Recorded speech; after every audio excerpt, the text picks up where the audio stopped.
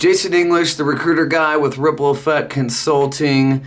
Today I want to talk to you about time and how time kills all deals. Let me say that again. Time kills all deals.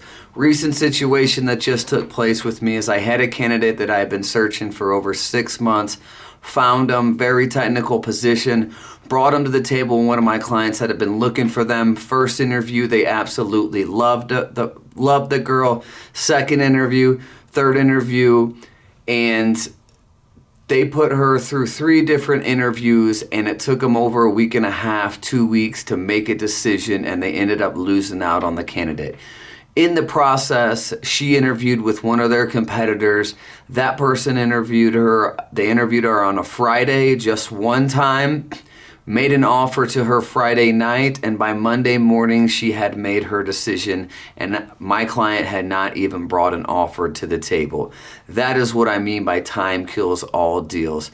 So whether you are an owner, an executive, an HR personnel, part of the hiring process, doesn't matter what level or where you're at, but if you are part of the hiring process, you need to figure out a way to make sure you're streamlining your process if your goal is actually to find the best talent out there. If you are trying to really find the best talent, you have to have the ability to make a decision and make a decision quickly. Everybody out there and that's interviewed and has been in a situation, they want to feel wanted. So time kills all deals, and think about that when you're making your next decision. Something else to think about from a financial aspect is, what is it costing you not to make a decision and not having somebody in this actual position? Is this person billable? How much business are you losing, or how much strain even are you putting on other employees in that department that have to pick up this slack of your hiring team not being able to make a decision? That puts a lot of stress on other employees, and a lot of employees look to leave companies because they're put under so much stress because their hiring managers cannot make decisions and put the people in place that need to be put in place so they're not getting overworked. Putting the wrong person in that, a lot of times what you'll see is they've interviewed 5, 6 people, lost out on 5, 6 people, so they hire the 7th person just because they've made it through the process. You might have to replace that person. It's not the best person, so you can't pretend you're hiring the best talent because you hired number 7 because you were tired of interviewing and you missed out on so many different opportunities. So how to correct it? Here's a couple of quick tips on how you can correct this. 1, time yourself.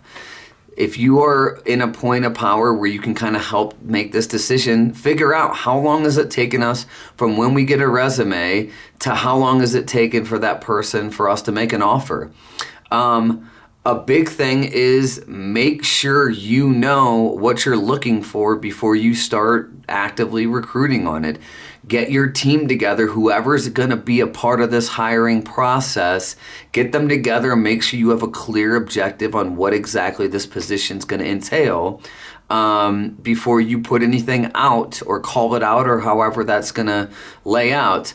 The biggest takeaway from this video, if you only take one thing away from this video, here's the biggest point, is make sure you are ready to pull the trigger or make a decision, even if it's the very first interview and you think that you got the best person. Make sure you're ready to pull that trigger immediately, because everybody wants to be wanted, and if you're not ready to pull that trigger immediately, you can lose out on that person.